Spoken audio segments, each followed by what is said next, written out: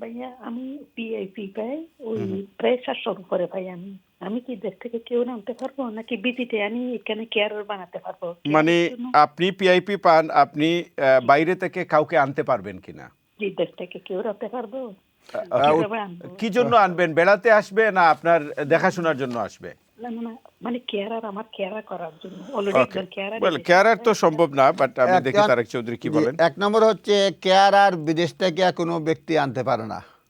২ ও নম্বরে হচ্ছে গিয়া আপনি যদি পিআইপি পান তাহলে একজন কেয়ার অ্যালাউন্স একজনে পায় ৮২ পাউন্ডের মতো। সে হইতে হবে মানে ইমিগ্রেশন কন্ট্রোলে না, তার বেনিফিট নিতে পারে, এই রাইট থাকতে পারে। ইন্ডিভিজুয়াল থাকতে হবে, লিমিটেড লিভ থাকলেও হবে না। সুতরাং আপনার প্রশ্নের উত্তর না।